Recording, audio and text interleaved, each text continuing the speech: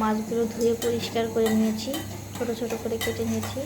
এখন মাছের মধ্যে দিয়ে দেব পেঁয়াজ কুচি, দিয়ে দিলাম 2টা কাঁচামরিচ ফেড়ে, দিয়ে দিলাম মশলা বাটা। এই মশলার ভিতরে আদা, রসুন, জিরা, শুকনো মরিচ, আপনার সরিষা বাটা, দিয়ে দিলাম একটা টমেটো কুচি, দিয়ে দেবো 1 টেবিল চামচ হলুদের ফাঁকি, দিয়ে দিলাম মরিচের ফাঁকি।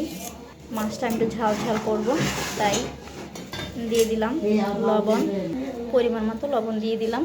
দিয়ে দেবো কিছু মটরশুঁটি, দিয়ে দিলাম হালকা করে একটু গরম মশলার ফাঁকি, কম অল্প করে দিয়ে দিচ্ছি হালকা করে।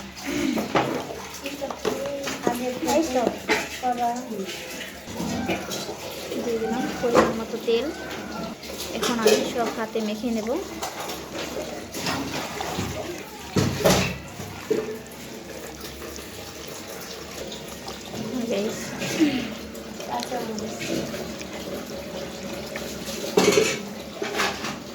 মাখা হয়ে গেছে, দেখেন একটু হলুদের ফাঁকি লাগবে, হলুদের ফাঁকিটা কম হয়ে গেছে, আর একটু দিয়ে নিলাম। চুলায় কড়াই বসিয়ে দিয়েছিলাম, কড়াইটা গরম হয়ে গিয়েছে। এখন আমি যে মাছটা মেখে রেখেছি ওটা বসিয়ে দেব।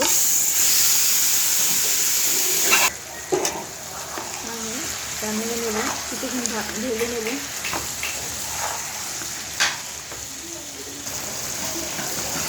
মাছটা কষিয়ে নিচ্ছি, যতক্ষণ না তেল ছেড়ে দিবে ততক্ষণ আমি ভালোভাবে মাছটা একটু কষিয়ে নেব।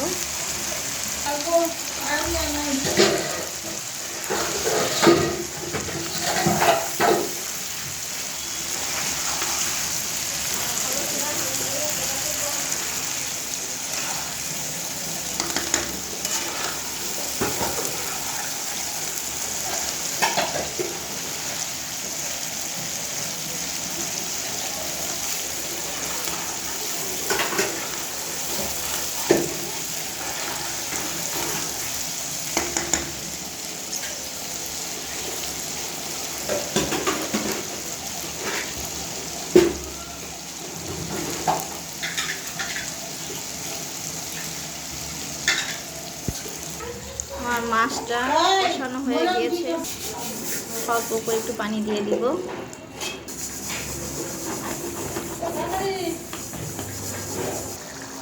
রান্নাটা প্রায় হয়ে গেছে, কিছু ধনিয়া পাতা কুচি কুচি করে দিয়ে দিলাম।